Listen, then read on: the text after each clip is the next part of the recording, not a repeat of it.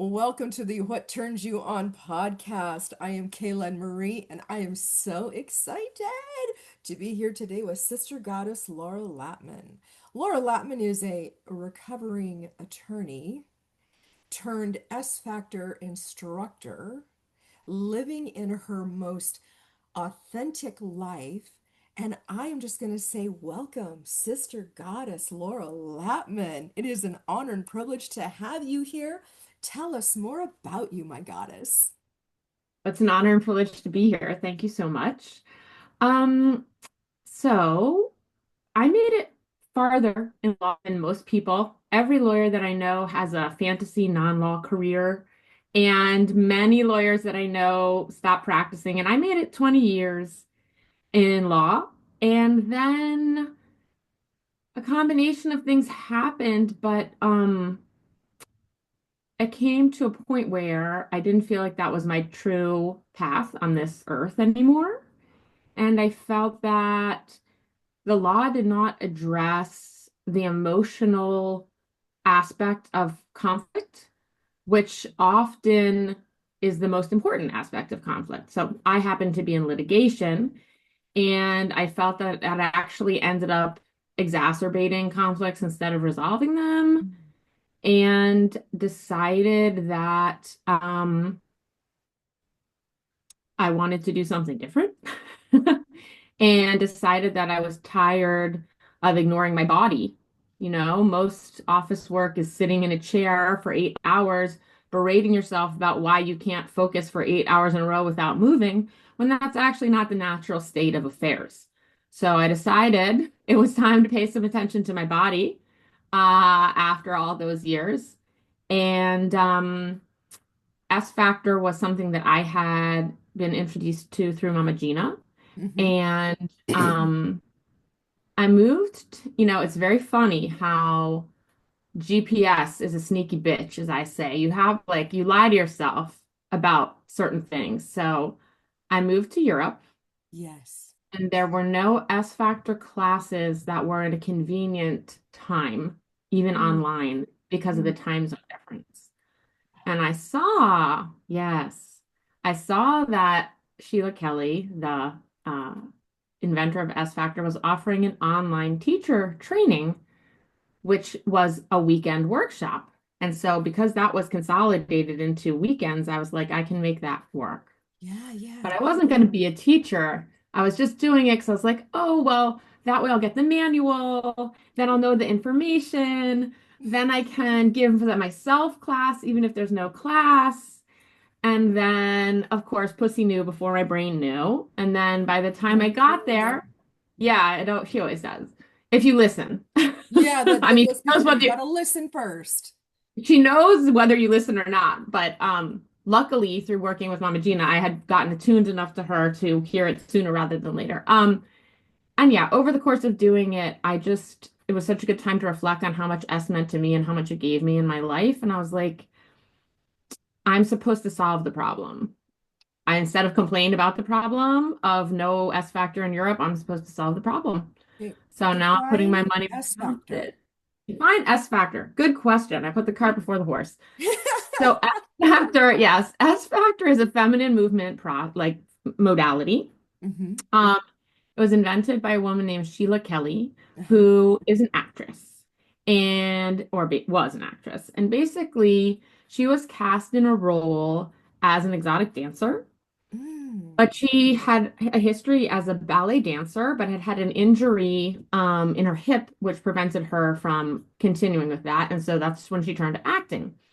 So she didn't know how to do exotic dancing. This is in, I want to say, the very early 90s. And so she went around to strip clubs in LA where she was and asked the dancers, like, hey, will you teach me exotic dancing? Mm. And they were like, sure, but not during business hours, obviously, because we need to make money. Yeah. So she ended up studying when there were just the female dancers around. And she was like, first of all, this is fantastic.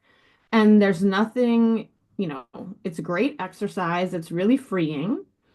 And there's nothing inherently, wrong with it or seedy about it. And particularly taking it into the all-female environment when she was Mm-hmm. at the clubs at the off hours really gave it a different vibration. And she was like, I could sell this essentially. Mm. Women need this. Women need this release. Women need this safe space to be erotic. And so after the movie came out, she tells this funny story that people were literally just showing up, like knocking on her door of her house at like on the weekend with stripper shoes, stripper heels, being like, teach me, Sheila. Let's talk about that for just a hot minute Yes, because actually, let's put a pin in this because this is yes. going to lead right into Sister Goddess Laura. What turns you on? What turns me on? Authenticity turns me on the absolute most. People who are not afraid to be who they are and not be judged for who they are. And that's one reason that I love S Factor because once you have literally stood up in front of a room full of strangers and taken your clothes off, that is the best metaphor for vulnerability and authenticity and owning yourself that you can have. And that's also one reason I love the kink community. And I got into the kink community, which is a community of people who are um, happy to explore their desires despite a lot of judgment from the outside world. And I find that very appealing. That's why you're a recovering attorney. It's true. You couldn't be held back I anymore could not. because what turns you 100%. on authentically is kink, is the movement, is the erotic. 100%. Talk to me more about this. So, through Mama Gina, who I Mhm. presume has already been a topic in Oh, this for podcast sure. before, so I don't have For to sure. cover her. I got turned on to Jaya Ma, the sexologist, and Hmm. I took her erotic blueprint quiz, and I came out 87% kinky. And I was like, wow, that's a lot. And I had known that that part of me was in there, but exactly because of that fear of judgment, um, both of my own judgment, my internalized judgment, which is what I really want to talk about here because I think it's really important and can help other women, but also judgment from other people. I had, locked it up and put it, in a little box in the top shelf in the back of the closet, hoping that it would kind of go away. Hmm. And as you might guess, my sex life was not too good if I was ignoring 87% of my sexuality. Right? How in the Yeah, world could it expand and grow? Because there was how? that internalized judgment Correct. of yourself. Forget about everybody else, but just even of yourself. I mean, that's like, right? Well, yes. So that was the biggest thing for me is that I most people evolve on their kink journey because once they open their mind to considering what they're into, they, do pleasure research and they try a lot of things and different things that appeal to them. But at that time, I knew that I was quite interested in being a sub. So, having someone dominate me or maybe use impact play or different types of forceful behavior toward me Hmm. instead of the sort of fairy tale, soft and gentle, making love that the Kind of like patriarchy. the way you're dressed right now. Oh, well, a little bit, but I'll tell you about Just, that. I just, pointing out We'll the get obvious there. here, girl. Yes, but one of the things that I love about kink the most is the contrast. So exploiting that. One of the things that I love to do, which might be fun for other people here, as little beginner kink or a way to be kinky in what we call vanilla, so sort of regular environments, is to wear something really outrageous underneath of something really conservative. So here, I'm wearing my pearls, I'm wearing my little floral dress, but I have a chain bra. And so then a really fun thing that happens when you're trying to figure out who else is kinky, if you're out in a situation that's not, sometimes if you go to a kink club or go to a kink party, but sometimes, I'm sure you've heard people in the LGBTQIA community talk about gaydar, Oh yeah. right? Like being able to sense, but there's also kinkdar, and you can kind of sense like who might be into it, right? Yeah. So I like to do something like this or I'll wear this bra, but like a sleeveless top. So just the edge of the chain will show. And then, like if I'm talking to somebody, I'm getting a vibe, maybe one button comes open, but it's not really, it's kind of peeking out, but not a lot. And then, oh, it's like getting warm in here. Oh my goodness. And then there's like all these ways to tell people you're kinky without telling them you're Yeah. kinky. And And then depending on how kinky you are, in my case, for example, I love making people embarrassed about their own turn on. Like if people blush, I find that super sexy. So it's kind of a win-win because either. give us an example of what you do. I mean, this that just begs So the question. yeah, so okay, so for example, and this is a long-standing thing, even I mean, this is a kink in itself, but I didn't really realize it. So even before S Factor, I always liked to dance provocatively, and I am originally from Baltimore, Maryland, which is a place where, there's a lot of hip hop, R&B, go-go music, which, has a lot of grinding, the dances that are popular and to that music are very sexual. And so when I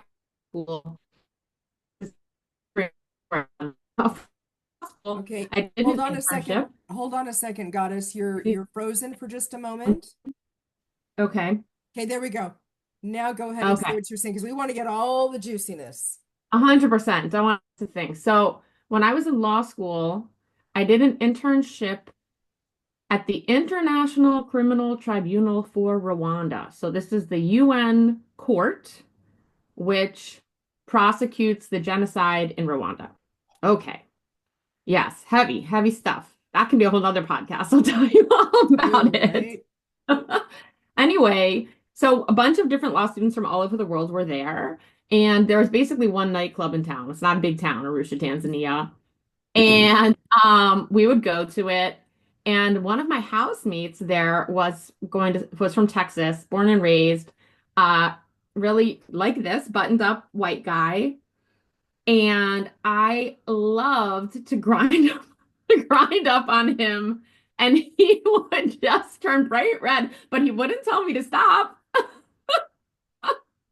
And And Oh, in retrospect, in today's, this is over 20 years ago, so I probably should have asked for more consent and taken fewer liberties.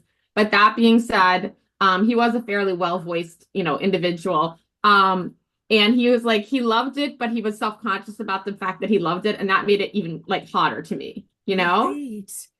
So there's that tension again, right? And another way that I display that tension, which I like, is like sort of shocking people. So, if you walk in like a leather jacket and whatever, then they're expecting this. But if you walk in with this and the pearls, then they're not expecting it. And then it's like, ooh, like I want to learn more about her. That's like a story. I mean, I'll never forget, I was at a wedding in France of some good friends, and I was wearing like gumball pearls. I have a much bigger pearl Yeah. necklace than this, and looking quite conservative. And I was just talking to this guy at the reception, and with my sailor mouth, my potty mouth, like usual. And he was like, I really wasn't expecting that from you, with the gumball pearls. And I was like, well, they can also be used as anal beads. And he just goes like, which I've actually never done, by the way, but I just wanted to get a rise out of him. And he just like choked on his drink, and he goes, I'll never look at it the same way again. So, That image is so great. right? It's so Yeah. great. And the funny thing was he was in fashion, right? So he was really, circulated in a very, progressive environment. And so I'm sure something like that in general, it wouldn't necessarily shock him, but it was coming from a place that he was not expecting, right? Right. Right. And then, the other thing that I like to play with that is also being a mom and that. Our society with all of its bullshit pre-designed roles for women, you have the virgin and the whore, or the mother and the whore, and ne'er the, twain shall meet, except how do you think we got that way? Like, obviously, we Right. like to fuck, otherwise they wouldn't have had kids. Hello. Hello.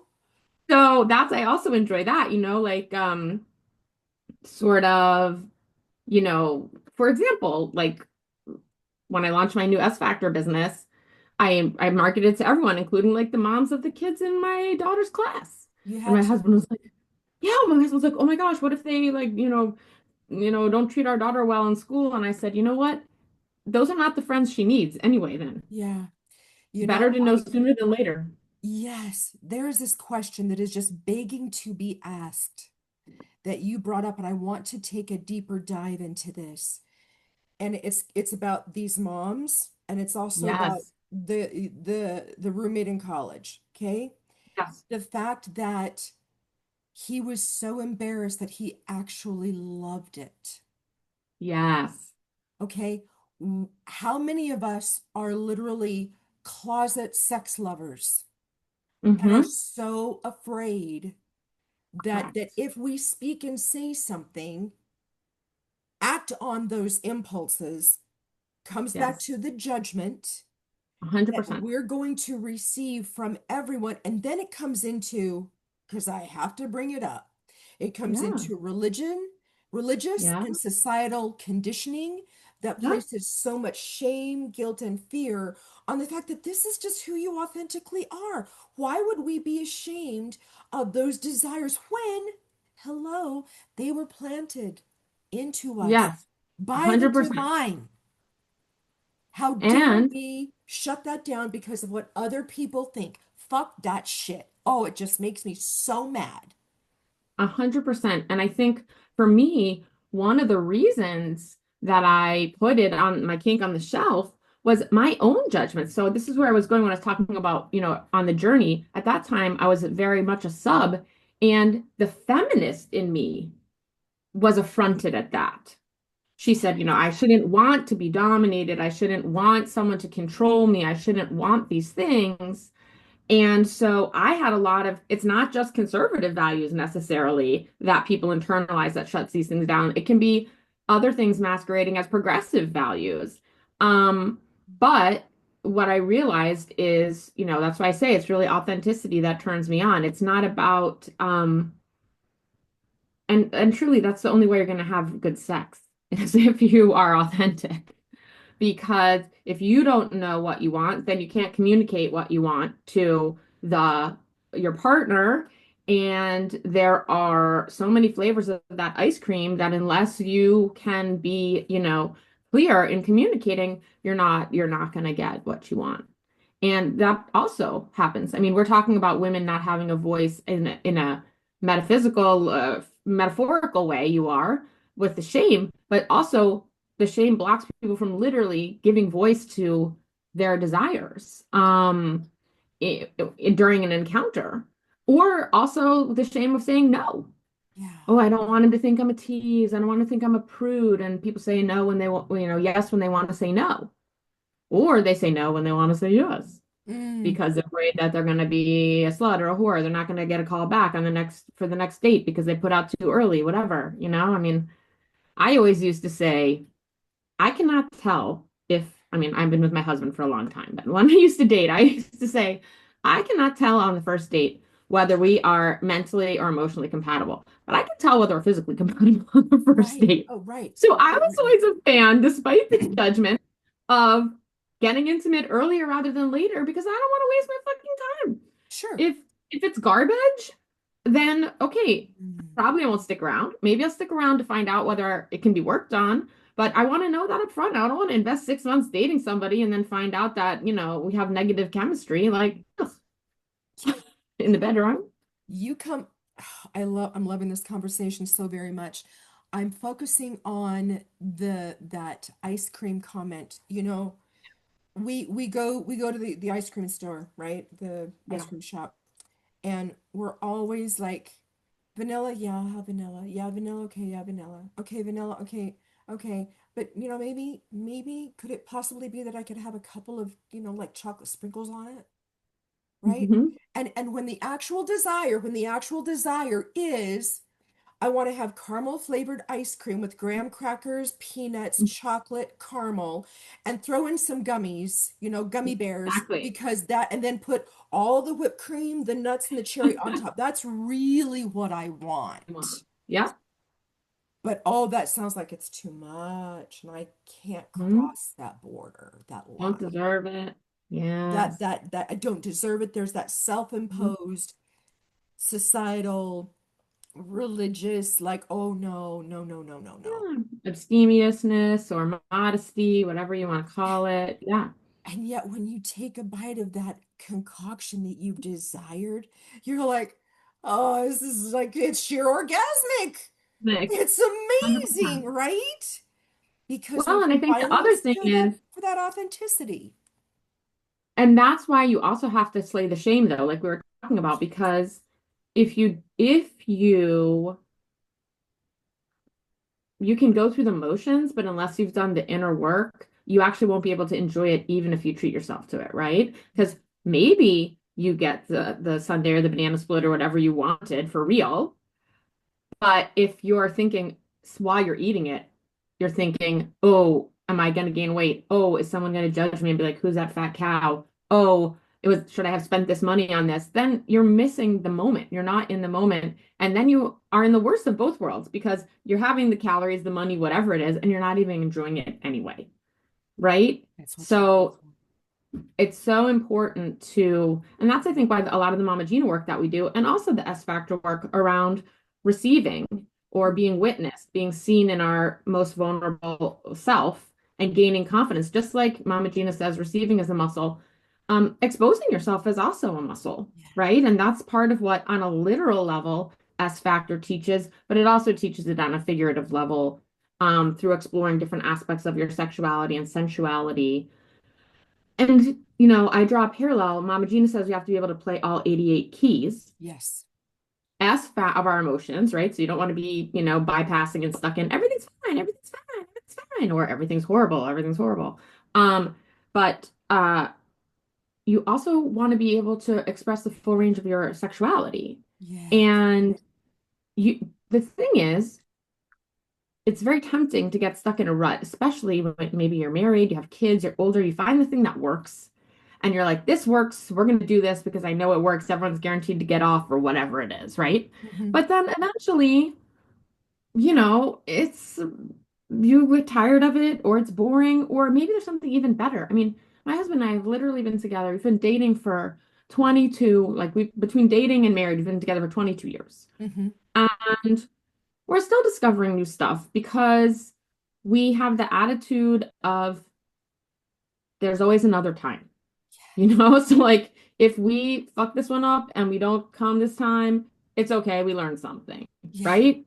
So, I think obviously it's hard to keep the spark in long-term relationships, but you can like reframe it and say like, well, the good news is we'll be here. You know, why not try something new that we don't know is going to work? Because we'll be here. It's not a one night stand. I don't have to get all my rocks off in this one thing and it's like, or bust, right? I Yes. can, and so I mean, we just discovered, like, for example, I love having my butt squeezed. I love it. I love having my butt squeezed. And Yeah. that's like our foreplay now. For years, I spent stuck in the whole like, oh, I'm like, we're kissing, we're making out, whatever. I can do that, but my body is not interested in that until other parts of me are activated. Yes. And for whatever reason, my back body is actually much more sensitive than my front body. So Hmm. when I'm not that turned on, I really prefer to have, things on my back body, which then gets me more activated, and then my front body can be receptive, right? So thank you, and I'm loving this so much. The other night, I had the opportunity of going to a pure romance party. And for those of you who don't know pure romance, well, if you're on this podcast, you know what pure romance is. It's all about the sex and making sure that we are having the proper, lubricants and lotions and massage oils and tools and toys and all this kind of stuff. And there is this amazing woman there. I love this so much. I bet she was in her mid to late 60s. And she's like, "Yeah, me and my husband, we have a sex chair that's bolted to our ceiling." Feeling I'm like, nice. "Yes. Yes." And she's like, Exactly. "Why wouldn't I?" She goes, "These are things that are pivotal." And let's come back. It doesn't matter. That exploration is a continuous thing. If you want to have some fun, you and your partner go to the sex shop. Yep. Explore, see what is there. Talk to the people that work there. They're very informative and educational. And Yes. there might be something that is going to spark, and it'll be wonderful. Find out what those erogenous zones are on your body. You love to have your ass squeezed. It feels so great. There was another woman that said one of her sweet spots is between her toes. I mean, you don't know unless you explore, 100%. right? I want to What tell you turns really you on? quickly Yeah. because it's hilarious. I have to tell you the story of the first time I went to a sex shop. Yes. Oh, always So, a good or time. so, or the first time I bought a toy. I must have been in a sex shop before, but so okay. So when I was probably, I guess I was in my mid 20s, we were living in New York, my husband and I, although at that point I think we were just dating. And I decided that I wanted to try a vibrator, which up until that time I had not tried. Yeah. Okay. So this was before like Giuliani kind of cleaned everything up. There were still a lot of like seedy, gross sex shops. And I was like, I don't really want to go to those places because I don't want like some guys like whacking off in the back. Like nowadays, I'd be like, hilarious. Can I dance for you? But at that time, I would have been like, no. The pearls were Anyway, still very much intact. exactly. They were not anal beads yet. They were still the real thing. Anyway, so I look online and I find this sex shop, which I don't know if it's still in existence, but I do have to recommend it. It was called Eve's Garden. Oh, And it yes. was a sex I've heard shop of it. specifically for women, right? And men were not allowed there unless they were accompanying their partner. Hmm. And it's also on the second floor of a building without any windows to the outside. So people who, for whatever reason, feel self-conscious about being seen in a Mm. sex shop or have people be able to see from the street level could feel, privacy. Mm-hmm. So we go in there, and a very sweet sales lady is waiting on us. And I explained to her the situation, and she's showing me all these teeny tiny little like bullets and little like a little wand. I mean, honestly, the thing must have been like smaller than a toothbrush, just like this little wand just for clit stim. And I'm looking at the wall of the range of the things, and I see this rabbit with a full dildo, the vibrating rabbit the rotating beads on the shaft, which I thought would maybe be really good. And I was like, how about that one? And she's like, oh, or you could just go for it. I was like, I mean, what did I come here for? Like, it was so sweet that she was trying to like, put me into the shallow end, but I was like, once I made the decision, I'm diving. And as it turned out, actually, I don't love that toy, but I tried it out. Yes. And what I discovered is in the end, I actually like dildos much better than I like vibrators. I find my foot's so sensitive that I find vibrators kind of stingy, kind of slappy. Mm. Mm. Whereas, I mean, the gummy ones like that, right? Like the Yeah. rabbit is. And so I love a company called Shock Rubs, which I discovered from a sister goddess. Mm. Um, and they make semi-precious stone toys. So they What? make jade eggs, quartz, all those things, but they also make dildos out of those materials. And what Mhm. I love about them is they're then not porous. So when it comes to those areas, I'm very, very, very hygiene conscious and a little bit of a germaphobe in a way that I'm not in regular life. And so the thought of, anything sitting, festering, breeding on a toy, I find really unappealing. And since these are non-porous, nothing can get in there. Everything can be wiped off. And then in addition, they are usually a little cooler than room temp because they're stone. And so I really recommend them. And then if you're into crystals and woo-woo, even better because then you can get different ones, right? You can get an amethyst one, you can get a rose quartz one for different vibes. I personally have onyx because kink, little dark. I like Mm. that.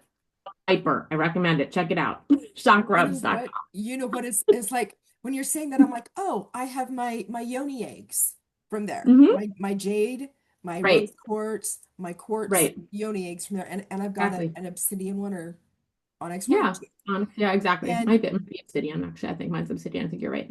as we're starting to come into this, and we're I want to just like wrap this up into like this beautiful little bow, because coming into that space for me, I am in that space of I'm a crystal junkie. I love them. I got them on. I just Yep. can't Yep. help myself, right? Beautiful.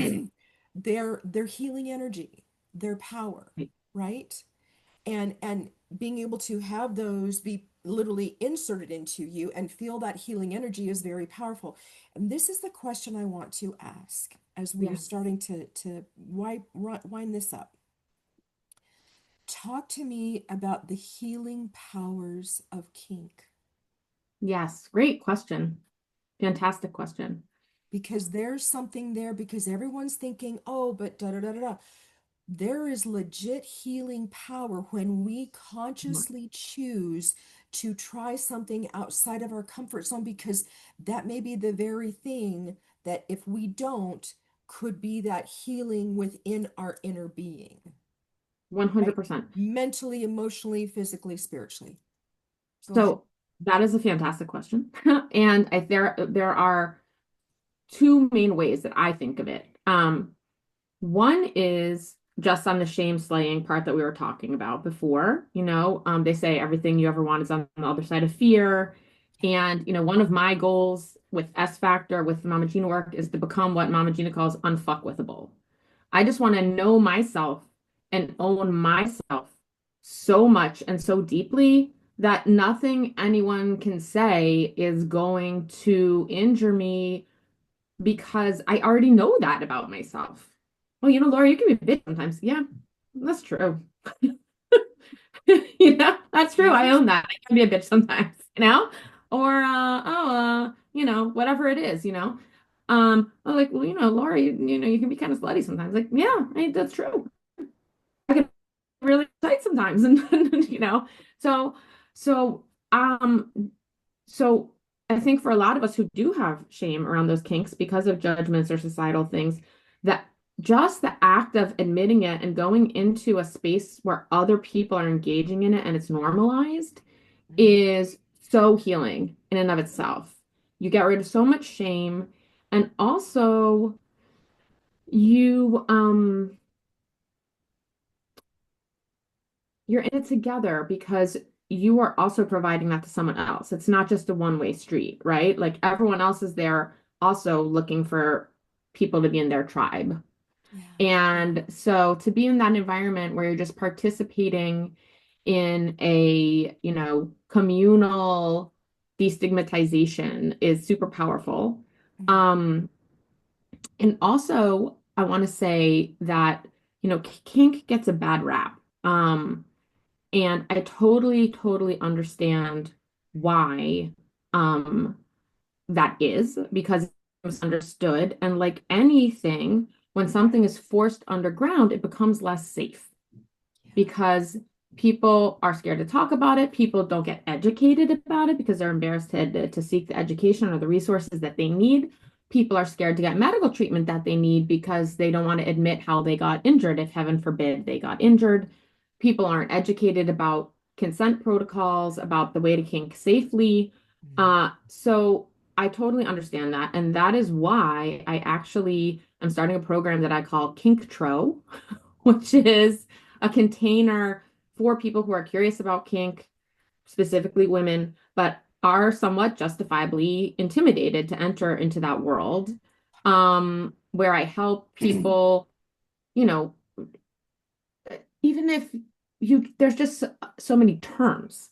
I had a client who wanted to join Field, which is like an alternative kind of polyamorous Mm. dating site. Mhm, And mhm. she's like, I didn't even know what to check off. When you go to make your profile, there's like 100 different terms, and I don't even know what half of them mean, Yeah, right? So yeah, just a place yeah. where you can come with questions like that, where, okay, maybe you can Google it, but you actually want to ask someone who maybe has some real life experience. What does that mean to you? Or if you have put yourself out there in a certain way, what kind of feedback have you gotten? Or, is that attracting the type of partner that I want? Like with this Mm. person, I worked with her and we came up with the idea that there's a certain term called princess by day, slut by night. Mm. Okay. And this is people who want, yes, want to be wined and dined, treated extremely respectfully, chair pulled out, you know, car door opened, man to pay. And then, you know, once you meet the princess, impress the princess, then it's like, pull the hair, slap the ass, call me a dirty whore in my ear, but only once you've impressed the princess, you get to meet the slut, right? So that's a term that, is not necessarily that obvious what it means. And it's confusing because it's kind of two things in once. And you at once, you might be feeling like, oh, I don't really know how to express that. So that's the type of thing. So that's the first thing. And there's two parts, and I know we're winding up. So this is the last one. I think the second thing is for women, particularly, I think even if you don't feel like you're a dominant, Mm-hmm. I really think every woman should try femdom. Um, whether you're interested in men or women, because it helps you realize two things. One Stop is before you, what is what femdom? is femdom? Yes, Yes, and then female dominance, right? yeah. So often, but not always, in our culture, the dominant role is filled by the male identifying person, and the subservient role is filled by the female identifying person. But it does not have to be that way. Mm-hmm. So I myself am a switch, which means I enjoy both doming and subbing. Mm-hmm. But as I said, at the beginning of my journey, I was more subby, and then as different things happen, my dom has come out more, and now I would say I'm more dommy. But Mm-hmm. because I have subbed, then actually what turns me on so much is doming someone in a way that I know if someone domed me that way, I would really like it. So it's almost like a voyeuristic effect because I can also imagine I'm doing it, but I can also imagine being in their shoes. Mm. And then it's very self-affirming for me in that shame-slaying way, right? Okay, I would like that, but other people like that too. So I'm not a weirdo that I like that because a lot of people like that, right? Yes. Yes. So, so femdom does two things. One is it helps you disassociate masculinity from dominance. Mm. Um, Mm. and you will meet the most fascinating, gorgeous men and women, but in my circle, more men who are confident themselves to submit to a woman, Mm. which is pretty much the antithesis of toxic masculinity, which rules our society at this point. And they will tell you the most amazing things about women, about how they feel about women, about how they wish this world were led by women, Mm. about how all the ways that they, just it's just remarkable. So I think it's really a place, and the thing, just like many people, the kink is the antidote to the pressures in their everyday life, right? So a lot of these guys in work, maybe they're an alpha male and they're like, you know what? I spend all my time thinking and making decisions. I just want someone to tie me up, put a gag in my mouth, tell me what to do so I can get out of my own head. The same way that women these days, I want to fuck my brains out, right? Yeah. Like people are looking for that release. Yes. And uh, many people of different genders like that, but men like that too. And the sexual pressure on them to always be the dominator, the fucker, not the fucky, right? Yeah. Is Yeah. there's a lot of people that maybe that's doing it for them, but it's not all they want. They also Mm-hmm. want to surrender. And they're being denied that privilege by our bullshit toxic masculinity. So those are the two things that I think are the most healing about kink, the normalization, the destigmatization, Mm. and also the antidote to this false association between gender and dominance versus submission. Oh my goddess, this has just been so beautiful, so deep, so enlightening, so authentic, so raw and healing. Like there's so much healing here So much. because when we slay that shame, get it out, Yes. allow ourselves to come, oh gosh, to come up and out and and 100%. and shine and shine Yes. our truth. There's what is there? There's a song, I think it's called Confident, where it's like I'm What's letting my wrong my with being freak out. confident? Yes. I'm letting my freak out. It's like, Freak let the out. Yeah. freak out. 100%. She's Let your been freak flag fly. begging to come out. Yes. And here's the thing, 100%. you know this. If we don't listen, she gets louder and louder. Or if it's a man, he gets louder and louder until you have to. You can't hide it and shame it anymore because it's just who you fucking are. And like you said, to bring it full circle, that's the divine spark in you. Like I can tell you, like I said, I mentioned this in our prep call. I was born kinky. It's Yes. not something I learned. When I first came into my sexuality, that it was always that way. It's not something that like, oh, I've tried everything else, I have to get to this. Even when I was a virgin, I preferred firm grips, bite, scratch, spank, etc. to, whatever. I don't know what to say, Cinderella and gentle kisses to wake me from my slumber, whatever, Sleeping Beauty, whatever bullshit they shoved down teenage girls' throats, right? Um, and that was also a super isolating place to be at that time, Yeah. right? Yeah. Because I had no, you know, in white upper middle class Baltimore, I certainly didn't have any resources for that. Right. Um, yeah, so it is absolutely honoring yourself and the divine creator by doing these things. And, just to give another spin on it, one of the things that helped me get out of it is I mentioned earlier that my feminist person was very upset that I wanted to be dominated, right? My Mhm. own judgment of myself. I shouldn't want that as a strong woman. Right. And I thought about it a lot, and I kind of decided, if you believe in this methodology, that it's an evolutionary adaptation in Yeah. a way, because unfortunately, throughout the history of, humanity and life, there have been lots of times when females were subjected to rough handling, whether they wanted it or not. Yeah. And it seems very likely to me that people who could, flip that switch would be evolutionarily more successful, you Mm. know? And so, the sort of brainiac academic in me made peace with it that way. That, this is a trait that was, natural selection selected for this trait. And here we are. I was born that way and I didn't do anything, and it's not bad or wrong. So whether you believe it comes from the divine, whether you believe it comes from natural selection, wherever you think, it's innate in you, Yes. and it's nothing to be ashamed of.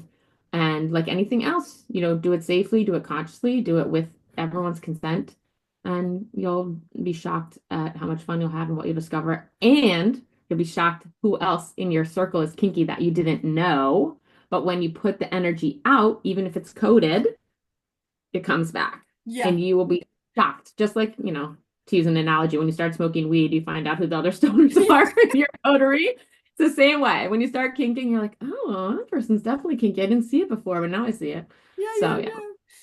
Oh my gosh. So I've got a comment and then I've got a juicy question to ask you as we conclude. So I Okay. love I take salsa and bachata dancing and I just Yes, I love know that that, right? Latin. And so we're in class the other night and I've said this repeatedly to several of the guys. It's like they'll go and they'll like they'll grab your waist and they'll do the hip turn and I'm Oh like, yeah. and it's like this little like put a wet Yes. fish on me because that's what it feels like because they're not doing it. I'm looking at them, I'm like, dude, Don't I actually take fucking like control. it rough. Give Yeah, it yeah, yeah. to me rough Makes because then sense. I Yes. know what you're doing here. Doing, I know right. what you're telling me. And Yes. then I can respond and I will fucking shine. Right. Right? And so then I say this to one of the guys and he's like, "Oh, that's right. Kaelen Marie, she likes it rough. She likes it rough because there's like, Yeah. 40 different people that he's dancing with. And when he comes to Right. me, he's like, Right. Yes. and so I said, you know what I do, don't you? Because I'm just thinking everybody knows. And he's Right. like, Right. Right. no, what do you do? I said, dude, I'm a pleasure coach. I said, I live in the realms of sex all day long. I Yeah. said, this is what I require. And it lets me, but this is what was really beautiful, is it was so magnificent to watch him step into the lead and his Yes. divine masculine and go, oh, here is someone who has told me what she likes. Now I know how to show up. Oh, I'm like a puddle. I'm like, yes, baby Jesus, this is exactly right. What I need. And I find that so often that, that really is the antidote to the fear of being called a slut, that so many men are looking for really specific instructions. Yes. And And if they you know they can don't have to provide both. those, it not moaning, not whatever, like literally, more pressure on this exact part, point to it, Yeah. because there's a huge variety of what women find pleasurable. And there's Yes. also, Whole landscape. as you, that's a whole nother podcast, but as you know, porn is very unrealistic in terms of what women find pleasurable. So men are just, they want information. Yeah. And I just can't tell you the tremendous relief that people, partners, not just men, but just partners have when you're able to articulate that. And that's one thing I think that kink also helps with, because you get practice at having those consent conversations before anything starts. So that boundary drawing is valid as a great skill, Mm-hmm. whether you're kinking or vanillaing, Mm-hmm. right? Yeah. I think we should all do that. And as a result, I have literally never, not one, go to one kink event a month.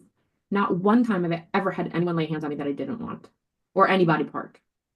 I have never been fondled. I have never been ogled. I have never been disrespected, because everyone in that space is trained in consent, and they're Mm-hmm. also not starving because they Oh. know, right? Oh, and there's another They're not podcast topic starving. right there. They're not They're not starving. They're in starving. a place, they fed themselves, and they're in a place where they know, okay, she doesn't like what I like. There's a whole bunch of freaks in here. Somebody's going to like what I like. I Yeah. don't have to push her to do something she doesn't want to do that I want to do, because I'm in the right. It might not be more fish in the sea, but at least in this cauldron, I'm predisposed to find a fish that's into what I'm into. Yeah. So no hard feelings, move on. Everybody's respectful. And I can't tell you, I mean, the amount of times in a regular bar or nightclub that you get fondled, groped, whatever, is out of control. So that's what I really want people to know, that it's actually really approachable and actually quite safe if you're in the right places. Yeah. And that's why you should take Kink so you can learn about the right places. There we go. So, Good so plug. this is perfect because this leads into my last and final thing here. Yes.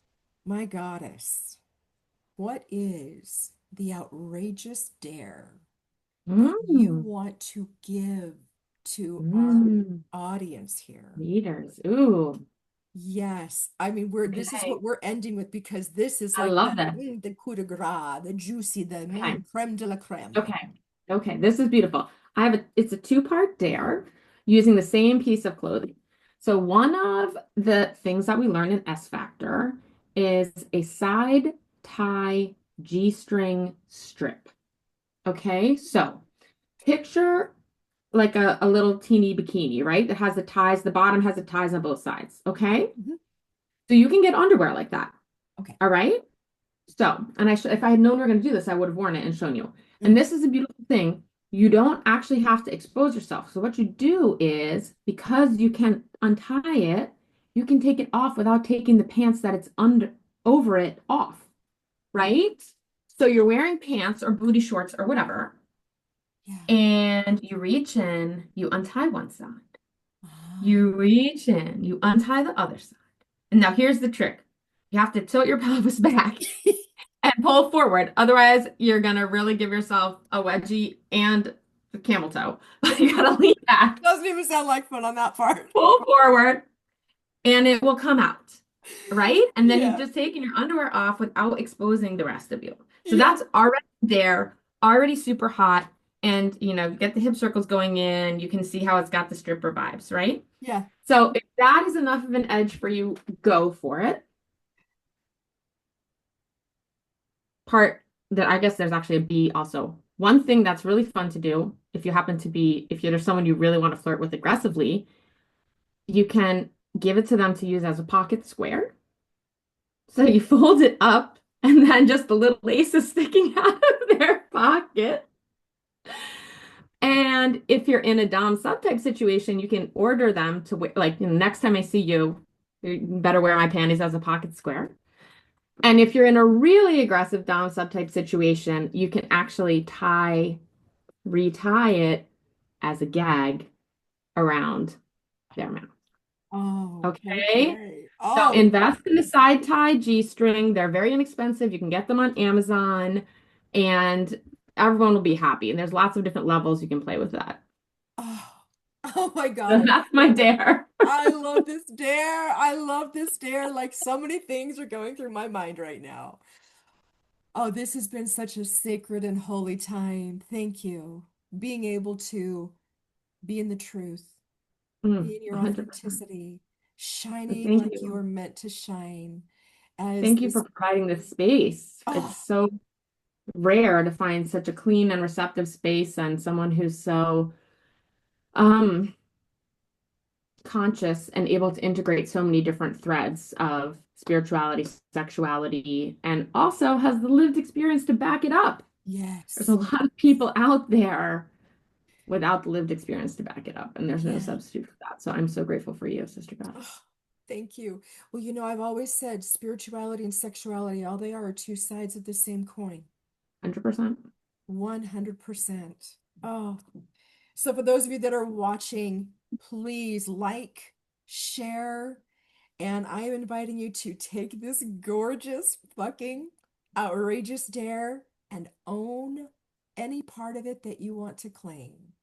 Thank you so much for being with us at this time, and you all have a beautiful rest of your day. And always remember, ask yourself, what turns you on and live it in your authenticity. Thank you.